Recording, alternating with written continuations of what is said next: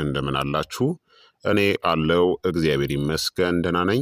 ዛሬም በጠቃሚና በአዲስ ፕሮግራም በድጋሜ ተገናኝተናል። በዛሬው የጤና ፕሮግራማችን ላይ የምንመለከተው የተልባ እናም የእርጎ ድብልቅ ጥምረት የሚሰጣችሁን ድንቅ የሆኑ በርካታ የጤና ጥቅሞቹን እንዴት አድርጋችሁ ብትጠቀሙ የተሻለ እንደሆነ፣ ምን አይነት ሰዎች ጥንቃቄ ማድረግ እንዳለባቸው በዚህ ቪዲዮ ላይ በደንብ እነግራችኋለሁኝ።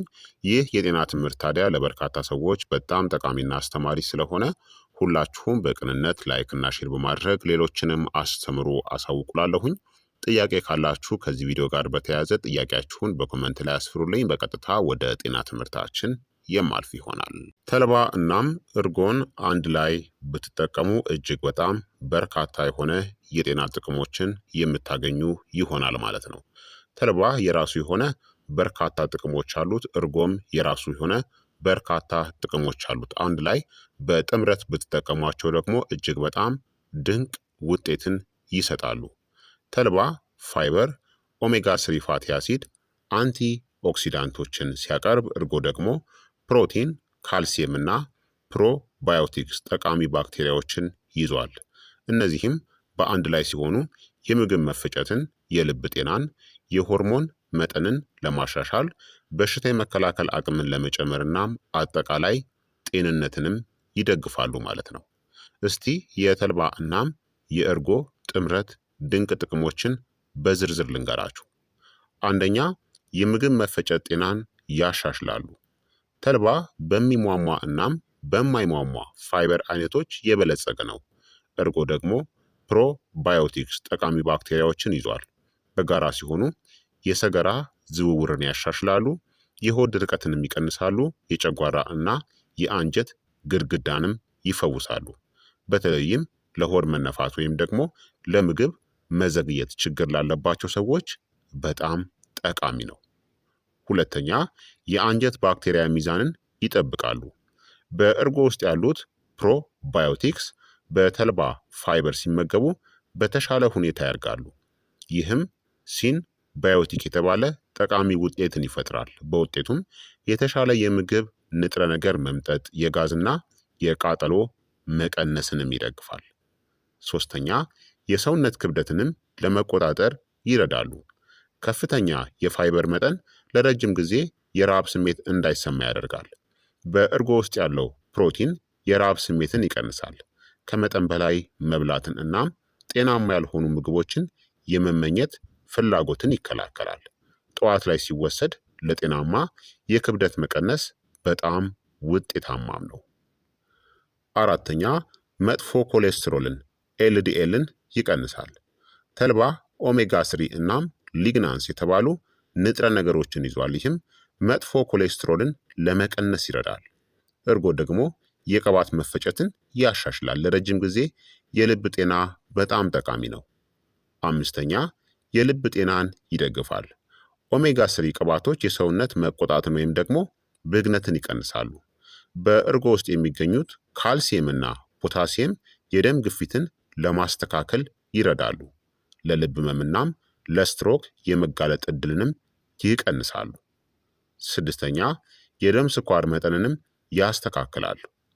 ፋይበሩ ስኳር ወደ ደም ውስጥ የሚገባበትን ፍጥነት ይቀንሳል። ድንገተኛ የስኳር መጠን መጨመርንም ይከላከላሉ። የኢንሱሊን ሴንሲቲቪቲንም ለማሻሻል ይረዳሉ። ለቅድመ ስኳር ወይም ደግሞ ስኳር ላለባቸው ሰዎችም በጣም ጠቃሚ ነው በመጠኑ ሲወሰድ። ሰባተኛ፣ የሆርሞን ሚዛንንም ያሻሽላሉ። ተልባ የኤስትሮጅን መጠንን ለማስተካከል የሚረዱ ሊግናንስን ይዟል። እርጎ ደግሞ በአንጀትና በሆርሞን መካከል ያለውን ግንኙነትን ይደግፋል። ለወር አበባ መዛባት፣ ከወር አበባ በፊት የሚመጡ ህመሞችንና ሴቶች የወር አበባ በሚያቆሙበት ወቅት ለሚከሰቱ ምቾት ማጣትን ጠቃሚ ነው። ስምንተኛ፣ አጥንትንናም ጥርስንም ያጠነክራል። እርጎ ካልሲየም፣ ፎስፈረስ እና ቫይታሚን ዲን ይሰጣል። ተልባ ደግሞ አጥንትን የሚያዳክም የሰውነት መቆጣትን ወይም ደግሞ ብግነትን ይቀንሳል። የአጥንት መሳሳትን ወይም ደግሞ ኦስቲዮፖሮሲስንም ለመከላከል ይረዳል። ዘጠነኛ፣ በሽታ የመከላከል አቅምንም ይጨምራል። ጤናማ አንጀት ካላችሁ ጠንካራ የሰውነት በሽታ የመከላከል ስርዓት አላችሁ ማለት ነው። ፕሮባዮቲክስ የበሽታ መከላከያ ሴሎችን እንቅስቃሴን ይጨምራሉ። ኦሜጋ ስሪዎች ደግሞ ስር የሰደደ የሰውነት ብግነትን ይቀንሳሉ። ሰውነታችን ኢንፌክሽኖችን በተፈጥሮ እንዲዋጋ ይረዳሉ። አስረኛ የቆዳ ጤናንም ያሻሽላሉ። ኦሜጋ ስሪ ፋቲ አሲዶች ቆዳን ከውስጥ እርጥበት እንዲያገኝ ያደርጋሉ። ፕሮባዮቲክስ የብጉርና የቆዳ መቆጣትንም ይቀንሳሉ። ለደረቅ ቆዳ፣ ለብጉርና ያለ ዕድሜ ለሚመጣ የቆዳ መሸብሸብም በጣም ጠቃሚ ነው። 11ኛ የአንጎል ስራንም ይደግፋሉ። ኦሜጋ ስሪ ቅባቶች ለማስታወስና ትኩረት ለማድረግ ይረዳሉ። እርጎ ደግሞ ለነርቭ ጤና የሚያስፈልጉ ቢ ቫይታሚኖችን ይሰጣሉ። የአእምሮ ድካምና የጭጋጋማነት ስሜትን ለመቀነስ ይረዳሉ። 12ኛ የሰውነት መቆጣትን ወይም ደግሞ ኢንፍላሜሽንን ይቀንሳሉ። ተልባ ጠንካራ ጸረ ብግነት ባህሪ ያለው፣ እርጎ ደግሞ ከአንጀት ጋር የተያያዙ ብግነቶችን ለማስታገስ ይረዳል። የመገጣጠሚያ ህመም፣ አርትራይተስ እናም ስር የሰደዱ የብግነት ህመሞችን ይቀንሳል። 13ኛ የፕሮቲን መምጠጥንም ያሻሽላል። የእርጎ ፕሮቲን ከፋይበር ጋር ሲቀላቀል ለመፈጨት ቀላል ይሆናል። ለጡንቻ ጥገና እናም ለሰውነት ጥንካሬም ይረዳል። ለሚያድጉ ታዳጊዎችና ንቁ እንቅስቃሴን ለሚያደርጉ ሰዎችም በጣም ጥሩ ነው። 14ኛ የጉበት ጤናንም ይደግፋል። ፋይበሩ መርዛማ ነገሮች በምግብ መፈጨት በኩል እንዲወገዱ ይረዳል። ፕሮባዮቲክስ በጉበትና በአንጀት መካከል ያለውን ግንኙነትን ያሻሽላሉ። በጉበት ላይ ስብ የመከማቸት አደጋን ለመቀነስ ይረዳል። 15ኛ የሰገራ ዝውውርን ዘወትር እንዲስተካከልም ያደርጋል። ሰገራን በተፈጥሮ ያለሰልሳል። ተጨማሪ መድኃኒት ሳያስፈልግ የሆድ ድርቀትንም ይከላከላል። ትልቁን አንጀት ንጹህ እናም ጤናማም ያደርጋል ማለት ነው። ስለዚህ ተልባን እናም እርጎን አንድ ላይ ብትጠቀሙ እነዚህን ድንቅ ጥቅሞችን ታገኛላችሁ። ታዲያ ተልባን እናም እርጎን ለመመገብ ምርጡን መንገድ ልንገራችሁ። የመጀመሪያው ከአንድ ሻይ ማንኪያ እስከ አንድ የሾርባ ማንኪያ የተፈጨ ተልባን ተጠቀሙ። ከግማሽ እስከ አንድ ኩባያ ስኳር እናም ስብ የሌለው እርጎ ጋር በደንብ ቀላቅሉት። እንደ ምርጫችሁ ማር፣ ሙዝ፣ አፕል ወይም ደግሞ ቀረፋን መጨመር ትችላላችሁ። ከዛም መመገብ ነው። ሁልጊዜ ደግሞ የተፈጨ ተልባን ተጠቀሙ። ሙሉ ተልባ ሳይፈጭ ስለሚወጣ ሰውነታችን አይጠቀምበትም ማለት ነው። ስለዚህ ተልባን ፈጭታችሁ ተጠቀሙ። ለመመገብ ደግሞ ምርጡ ጊዜ ጠዋት በባዶ ሆድ ምርጥ ነው። ለምግብ መፈጨትናም ለክብደት መቀነስ ይጠቅማል። ከቁርስ በኋላም እንደ መክሰስ ለአንጀት ጤና ምርጥ ነው። የምግብ መፈጨት አቅማችሁ ደካማ ከሆነ ደግሞ በምሽት አትመገቡት። ታዲያ በቀን መጠቀም ያለባችሁ ተልባ በቀን ከ1 እስከ 2 የሾርባ ማንኪያ ብቻ፣ ከዛ በላይ መብለጥ የለበትም። እርጎ ደግሞ በቀን ከግማሽ እስከ 1 ኩባያ መጠቀም ትችላላችሁ ማለት ነው። ታዲያ ማን ጥንቃቄ ማድረግ አለበት? ከባድ የምግብ መፈጨት ችግር ያለባቸው፣ የታይሮይድ ችግር ያለባቸው ከመጠን በላይ አይጠቀሙ። የተልባ አለርጂ ካለባችሁ እና ሆዳችሁ እንዳይነፋ በቂ ውሃ መጠጣታችሁን መዘንጋት የለባችሁ ማለት ነው።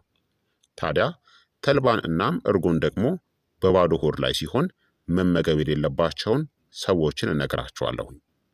አንደኛ የጨጓራ ስሜታዊነት ወይም ደግሞ ቃጠሎ እንደ ገርድ ችግር ያለባቸው ናቸው። ተልባ ከፍተኛ ፋይበር ስላለው በባዶ ሆድ ሲወሰድ የሆድ መነፋት፣ ቃጠሎ ወይም ደግሞ የሆድ ምቾት ማጣትን ሊያስከትል ይችላል። ስለዚህ ከቀላል ምግብ በኋላ መመገብ ተመራጭነት አለው። ሁለተኛ የጨጓራ ቁስለት ወይም ደግሞ ብግነት ያለባቸው ናቸው። ፋይበሩ የተቆጣውን የጨጓራ ግድግዳ ሊያበሳጭ ይችላል። ስለዚህ ከምግብ በኋላ እናም እርጎ ቀዝቃዛ እንዳይሆን በማድረግ መመገብ። ሶስተኛ ደግሞ የምግብ መፈጨት አቅማቸው ደካማ የሆኑ ናቸው። በባዶ ሆድ ሲወሰድ ጋዝና የሆድ መሞላት ስሜትን ሊፈጥር ይችላል። ስለዚህ ከምግብ በኋላ መውሰድ። አራተኛ የአንጀት መቆጣት ህመም እንደ አይቢኤስ ያለባቸው ናቸው። ምልክቶቹን እንደ ቁርጠት፣ ተቅማጥ ወይም ደግሞ ድርቀትን ሊያባብስ ስለሚችል በባዶ ሆድ አትውሰዱ። አምስተኛ የታይሮይድ ችግር ያለባቸው ናቸው። ተልባ የአዮዲን መምጠጥን ሊያስተጓጉል ስለሚችል መድኃኒት ከወሰዳችሁ ከ2 እስከ 3 ሰዓት በኋላ ብትመገቡት ይመረጣል። ስድስተኛ የደም ግፊታቸው ዝቅተኛ የሆኑ ሰዎች ናቸው። ተልባ ግፊትን የመቀነስ ባህሪ ስላለው በባዶ ሆድ ሲወሰድ ራስን ማዞር ሊያመጣ ይችላል። ስለዚህ በባዶ ሆድ ይህን ጥምረት አትውሰዱ። ሰባተኛ የደም ማቅጠኛ መድኃኒቶችን የሚወስዱ ናቸው። ተልባ ተፈጥሯዊ የደም ማቅጠኛ ባህሪ ስላለው መጀመሪያ ሐኪማችሁን አማክሩ። ከመጠን በላይ በባዶ ሆድ አትውሰዱ። ከምግብ በኋላ መውሰድ ተመራጭነት አለው። ስምንተኛ ለሆድ መነፋትና ለጋዝ ቅርብ የሆኑ ናቸው። ፋይበሩ በባዶ ሆድ ውስጥ በፍጥነት ስለሚብላላ ጋዝን ይፈጥራል።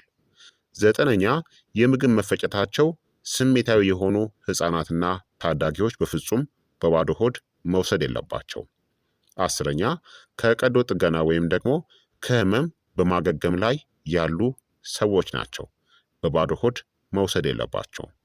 በአጠቃላይ የተልባ እናም የእርጎ ጥምረት ለአንጀት ፈውስ፣ ለልብ ጥበቃ፣ ለሆርሞን ሚዛን እናም ለቆዳ ጤና ከሚረዱ ምርጥ ተፈጥሯዊ ምግቦች ውስጥ አንዱ ነው። በትክክለኛው መንገድና በመጠኑ ሲወሰድ አጠቃላይ ጤንነታችንን ይደግፋል። ስለዚህ ክቡራትና ክቡራን ተመልካቾቼ የዛሬው የጤና ትምህርት እንግዲህ ይህንን ይመስል ነበረ። እንደተማራችሁበትም ተስፋ አደርጋለሁኝ። ሀሳብ አስተያየታችሁ ደግሞ አይለኝ ይላለሁኝ። ይህ የጤና ትምህርት ለበርካታ ሰዎችም እንዲደርስ ሁላችሁም በቅንነት ላይክና ሼር በማድረግ ሌሎችንም አስተምሩ አሳውቁላለሁኝ። ከዚህ ቪዲዮ ጋር በተያያዘ ጥያቄ ካላችሁም ሀሳብ አስተያየት ካላችሁም በኮመንት ላይ አስፍሩልኝ። በቀጣይ የጤና ትምህርት እስከምንገናኝ እኔንም እናንተንም ቸር ያቆየን። መልካም ጊዜ፣ መልካም ቆይታ። ቻው ቻው።